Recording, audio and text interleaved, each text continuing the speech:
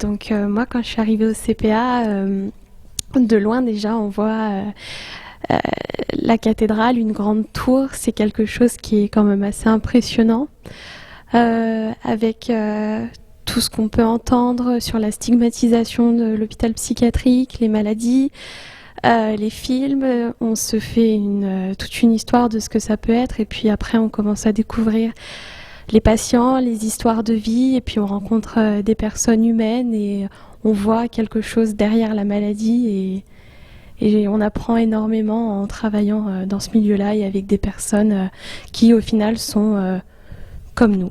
Dans le futur, j'aimerais idéalement que l'hôpital soit un peu désacralisé, et justement qu'il y ait beaucoup plus de personnes qui puissent se rendre à cet endroit, parce que l'hôpital pour le moment c'est réservé aux personnes malades ou aux familles des personnes malades, et peu de personnes ont justement cette occasion de pouvoir rencontrer ces personnes-là, ces patients, et ce serait bien qu'il y ait plus de rencontres et de liens entre eux et l'extérieur. Voilà. En 1977, jeune secrétaire entrée à l'hôpital Sainte-Madeleine, c'était le début du centre psychothérapique de l'Ain, de la fusion entre les deux établissements, la Madeleine, comme on disait à Bourg-en-Bresse, et Saint-Georges. L'évolution a été relativement rapide. On est parti de la gestion par la communauté des Sœurs de Saint-Joseph, par une gestion plus administrative avec un directeur adjoint. Et la sectorisation des malades psychiatriques qui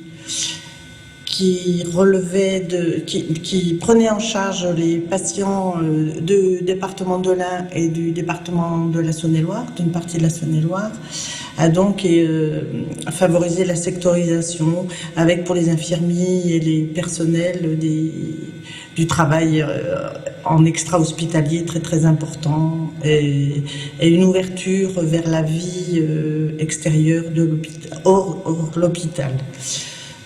C'était l'époque encore où les patients faisaient le jardin, faisaient des travaux encore à la ferme.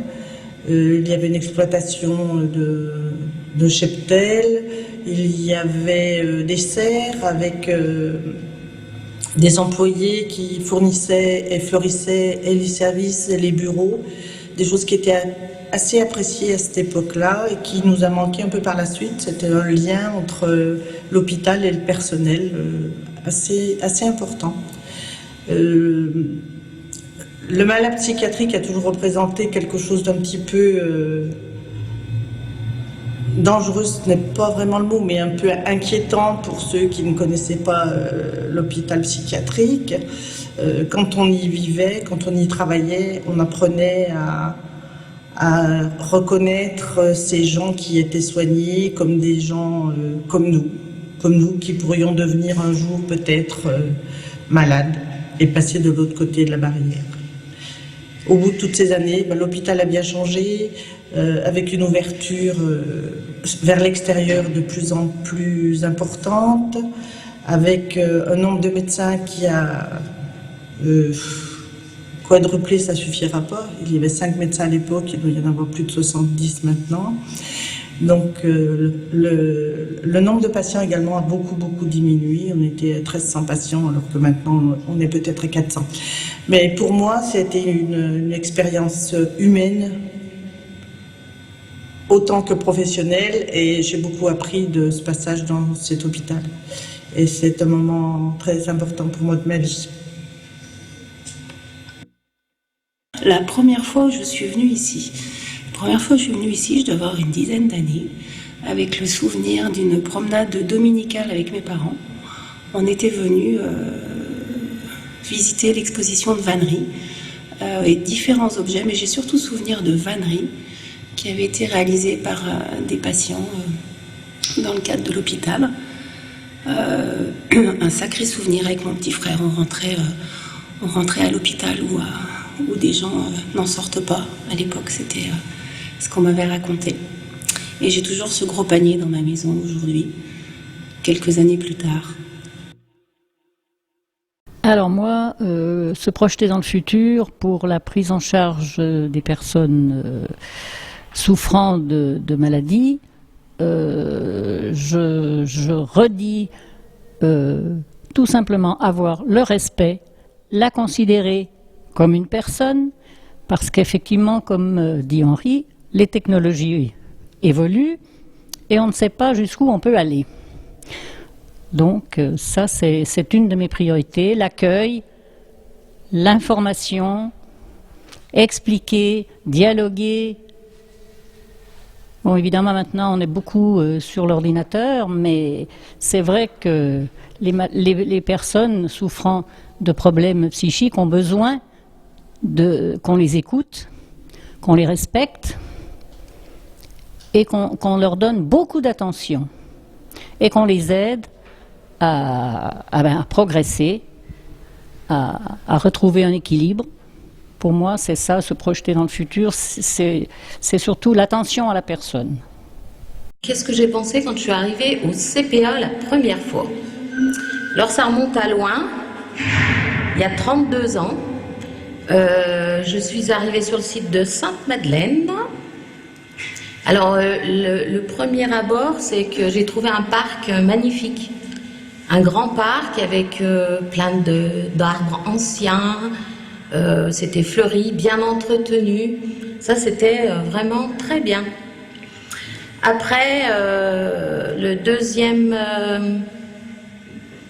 chose que j'ai vue, j'ai déjà rencontré une personne qui m'a présenté le travail que j'allais devoir faire. Et après, je suis arrivée dans un service donc d'enfants polyhandicapés. Et le fait de faire le tour du service, c'est vrai que ça n'a pas été évident pour moi, parce qu'il y avait beaucoup de jeunes avec, j'ai envie de dire, des physiques particuliers. Et puis, beaucoup, dans une grande salle, beaucoup étaient par terre, couchés par terre. Alors, couchés pas dans un... c'était un endroit douillet quand même, mais bon, la rencontre était particulière. Par contre, j'ai été particulièrement bien accueillie par l'équipe soignante. Et ça rassure. Voilà. Après, j'ai attaqué rapidement, après cet entretien, le lendemain. Et je travaillais en coupé, ce qu'on appelle coupé. Donc, j'y suis allée le matin. Et il a fallu revenir l'après-midi. Ça a été très compliqué de revenir l'après-midi. Parce que le matin, on a eu droit au bain, à la toilette, ce qui était très compliqué parce que les enfants étaient très handicapés. Donc il a fallu s'occuper d'eux de A à Z, les porter. Alors moi, je ne savais pas trop faire. J'avais l'impression de leur faire mal. Le temps de les mettre dans le bain, après sur la table à langer, et puis langer ces grands enfants, c'était pas évident. Moi, j'avais quand même eu l'expérience de la maternité et de la crèche avec des petits enfants, et là, c'était pas du tout pareil. Sinon, le premier jour a été difficile finalement. Je me suis posé la question jusqu'à, une demi-heure avant de retourner. Je suis retournée. Au départ, je pensais faire que quelques jours dans le milieu de la psychiatrie.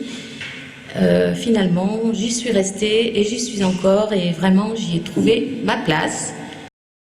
Je fais la plonge avec les civis, je fais gamelle et je fais ménage. Et avec Marie-Pierre, je fais la plonge et l'atelier. Et j'ai travaillé pour moi. Et moi, je suis très content parce que je suis très fière. Je m'appelle Élise Benoît, j'ai 21 ans. C'est ma copine. Je vais chercher un appartement à Bourg-en-Bresse. Et après, à la fin, je veux avec ma copine appartement. Merci à tous. Merci. Je t'aime. Et moi, j'imagine le CPA un peu plus rassurant, tout en restant dans les mêmes conditions, mais je pense que ça a déjà beaucoup évolué. Il y a un cadre assez serein dans les parcs, c'est joli, c'est attirant, on s'y sent bien. Ça nous fait un petit peu oublier le fait qu'on est dans un hôpital psychiatrique et je pense que ça ira en évoluant. Ça sera toujours de plus en plus, comme je l'ai dit, rassurant tout en restant avec les sécurités, par exemple les barreaux aux fenêtres, des choses comme ça. Et ça sera toujours de plus en plus joli. Ça nous fera, comme je l'ai dit, oublier le fait qu'on est dans un hôpital psychiatrique et je pense que ça sera rassurant pour beaucoup de monde. Au mois de novembre 82, je suis arrivée donc au CPA et je me suis dit oh là là, je n'y resterai jamais 10 ans. Et ça fait déjà 32 que j'y suis. Et là, quand je parle du chiffre, c'est presque catastrophique pour moi, mais bon, j'en ai pris mon parti à côté. Je suis une vingtaine d'années, j'ai rencontré plein d'artistes super sympas avec qui je suis devenue amie et j'ai toujours suivi leur route. Voilà. Alors heureusement qu'il y a ça, mais enfin quand même, au CPA, il y a des gens quand même sympas. Vous avez voulu que je vous parle de la honte? Très bien. Alors je vais vous en parler. Je vais essayer de vous ouvrir mon cœur et essayer d'écrire les choses qui sont au fin fond de ma tête, que je n'ai peut-être jamais osé dire. Seule condition, je vous le dis avec mes mots, à moi. Je vis avec la honte qui se balade autour de moi. Quand je dis autour de moi, je ne parle pas des gens. C'est comme si parfois il y avait une bulle qui m'enveloppe. Je suis quelqu'un à l'envers. Je rate, j'ai pas honte. Je crache, j'ai pas honte. Par contre, dévoiler mes sentiments, mais uniquement positifs, me fait honte. Une chose banale me fait honte. J'ai honte de ma famille, sauf de mon frère. Être en chambre d'événement et péter un plomb devant mon médecin me fait même plus que honte. En fait, je crois que j'ai honte de faire des choses devant les gens que j'admire tout simplement.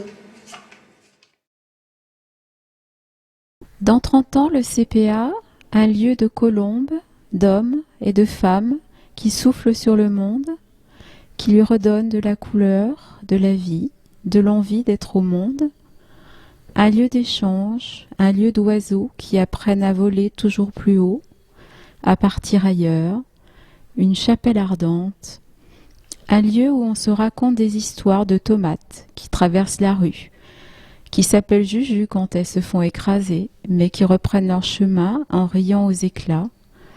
Un lieu de résonance, de mosaïque, où l'on s'écoute, où le temps s'apprivoise mais pas les oiseaux.